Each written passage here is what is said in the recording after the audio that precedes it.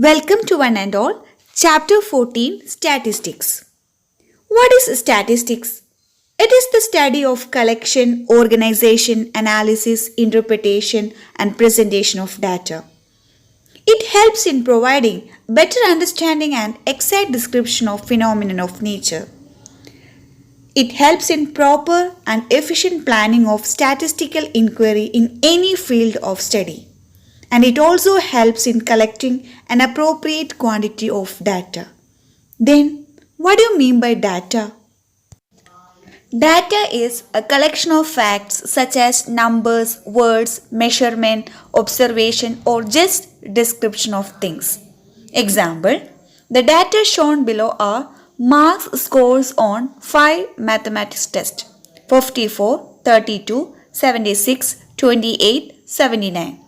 The data helps us to compare his scores and learn his progress. Our world is becoming more and more information oriented. Every part of our lives utilizes data in one form or the other. So it becomes essential for us to know how to extract meaningful information from such data. This extraction of meaningful information is studied in a branch of mathematics called statistics. Let's start with the collection of data. Divide the students of your class into 4 groups. Allot each group the work of collecting one of the following kinds of data. First one, heights of 20 students of your class. Second, the number of absentees in each day in your class for a month. Third, number of members in the families of your classmates. And fourth one, heights of 15 plants in or around your school. Then, how to collect this data? 2 options are there. First one, collect the information from each and every student, house or person concerned for obtaining the information. Or get the information from the source like available school record, like that. In the first case, when the information was collected by the investigator herself or himself with a definite objective, the data obtained is called primary data. But in the second case, when the information was gathered from a source which already had the information stored, the data obtained is called secondary data. So, what are primary data? The data that are collected for the first time by an investigator for a specific purpose. And what are the secondary data? They are the data that are sourced from some place that has originally collected it.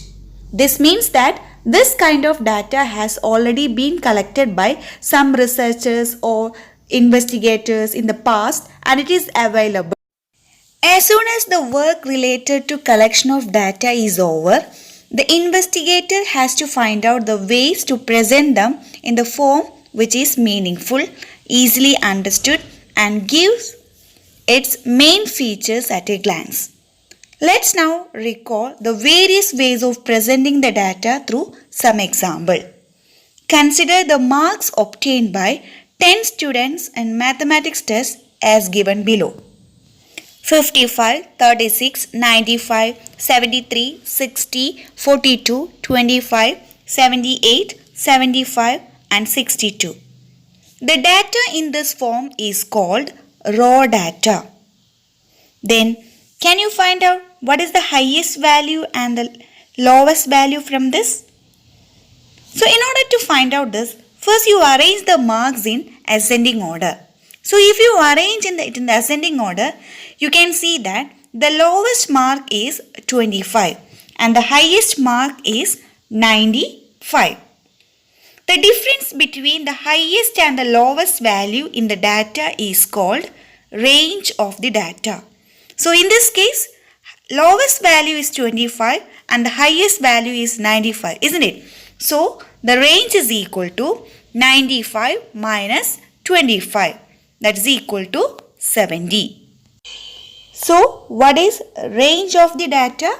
It is the difference between the largest observation and smallest observation.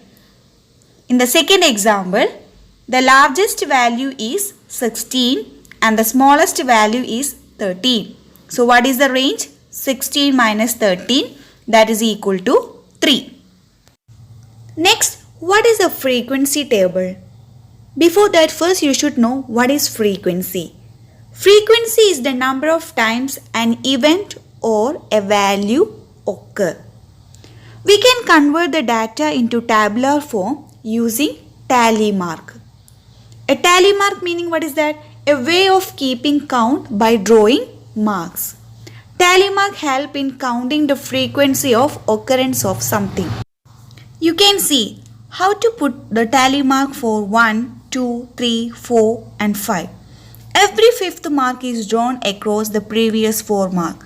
So you can easily see a group of 5. Next, consider the marks obtained by 30 students of class 9 of a school. 30 students marks it is given below. Now you have to represent this data in the form of a frequency distribution table. So first you find out the marks 10, 20, 36, 40, 50, 56, 60, 70, 72, 80, 88, 92, 95.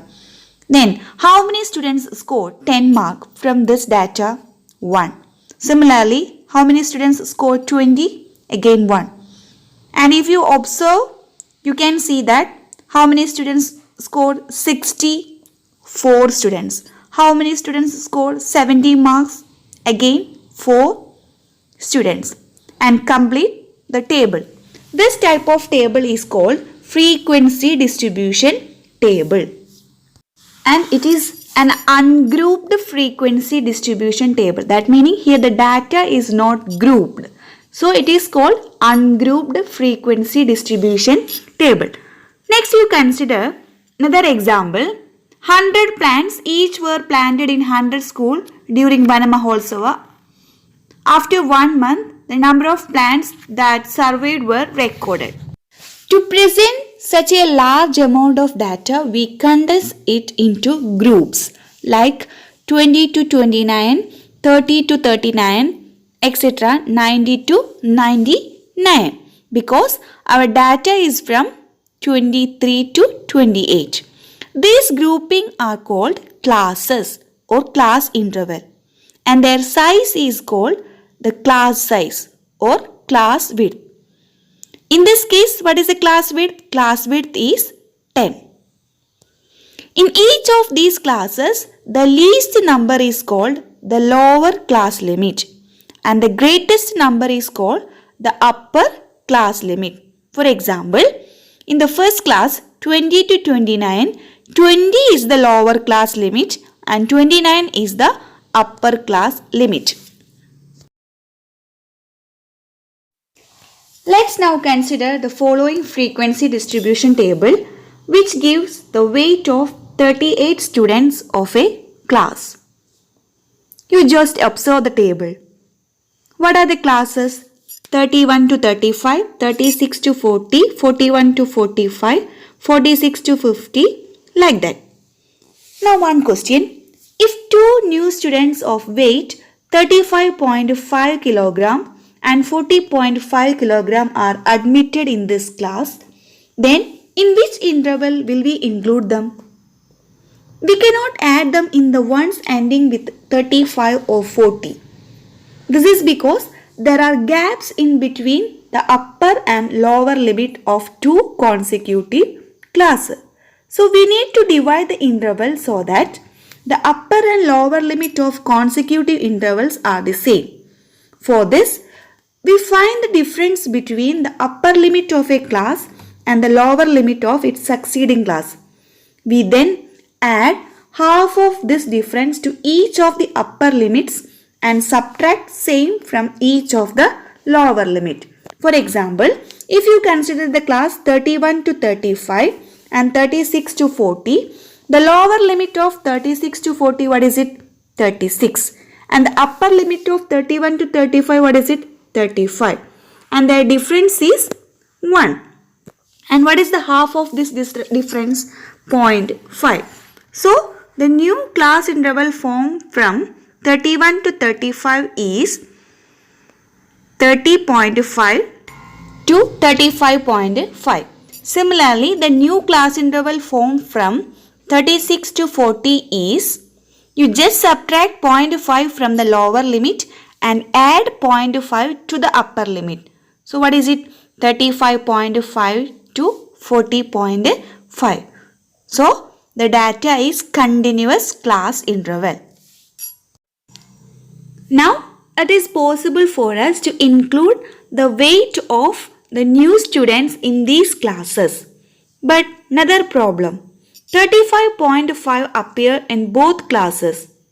30.5 to 35.5 and 35.5 to 40.5. In which class do you think this weight should be considered? We consider 35.5 in the class 35.5 to 40.5 and not in 30.5 to 35.5. Okay? Thank you.